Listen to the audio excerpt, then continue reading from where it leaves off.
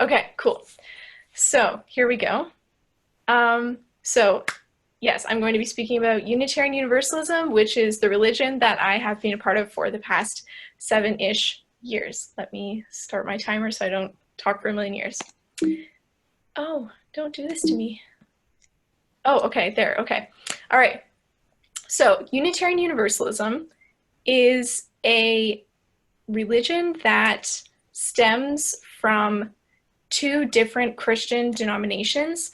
So there were the Unitarians that were thinking, okay, the Trinity doesn't necessarily make sense. Like they believed that God was just sort of one entity, and that Jesus, while he was like a very inspiring prophetic teacher, that he was not more God than any of the rest of humanity or Earth.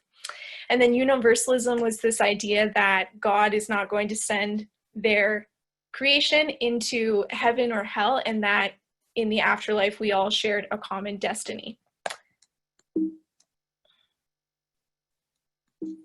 Why does it do this to me? Oh, I just click it. Okay. So those two strains of thought were happening throughout all of Christianity, but those two ideas didn't really take root into separate denominations until like the 1500s into the 16 and 1700s.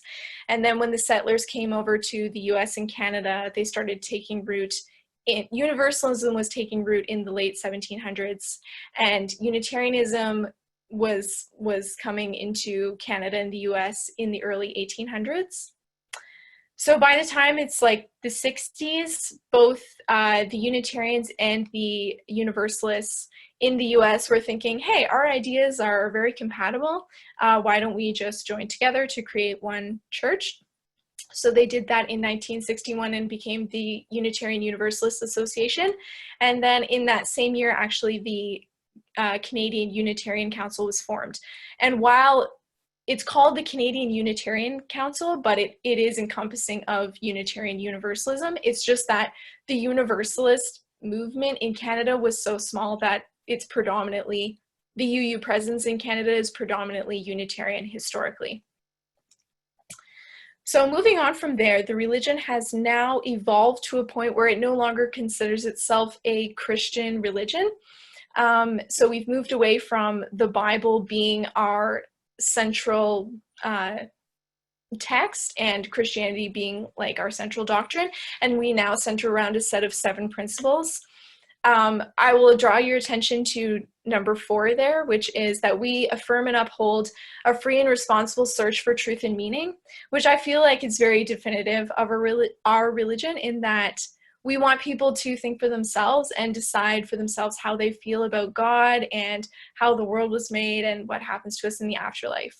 So because we have just like this set of 7 values that we uphold, essentially you can be of any belief system as long as you affirm these values. So you could conceivably be a Christian Unitarian or a Buddhist Unitarian or a pagan Unitarian or whatever other traditions or cultures or belief systems that you're a part of. You can have everything that you are and then be a part of our community as well, if you would want to be. And so because we also don't have the Bible as our central text anymore, we now draw from a set of 6 different sources, which includes anything from your own personal experiences with the divine and mystery, down to like prophetic people and world religions and different philosophies that we find are in line with our values. So as a community, as a religion, if you go and visit a Unitarian Universalist congregation, you're going to find that it's pretty reminiscent of Christianity. We have some congregations use the word church. We have services on Sunday normally, and there, we sing hymns and things like that, but there are some defining features. Our symbol is a chalice, so at the front of every congregation, you're going to see this big cup that's like flaming. We have also, instead of like Sunday school, we have what's called religious education classes, where we teach our youth about religions from around the world and different philosophies that are in line with our values. We also perform a number of ceremonies and rites of passage, like we do marriages and child blessings and like pet blessings and things like that. We gather to do different rituals and spiritual practices.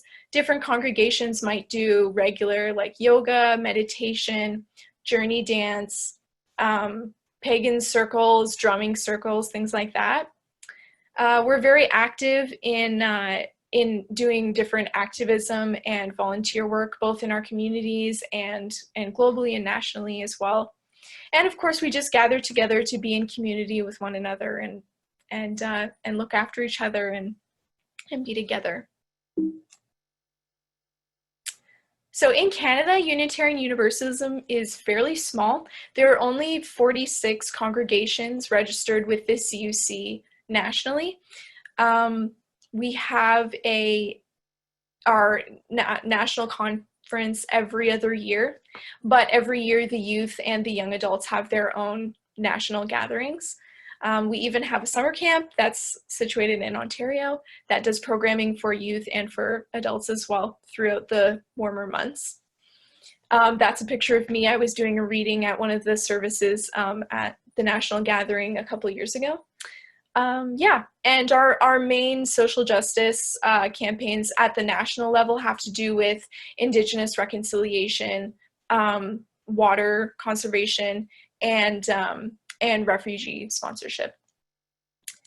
So if you want to learn more, I have some links here. If you go to the Canadian Unitarian Council website, there's a list of like all the congregations if you're interested to find out if there's one near you. And there's plenty of information about the history and our beliefs. You can check out the bookstore, and Side with Love has a lot of information around the social justice movements that we're involved with.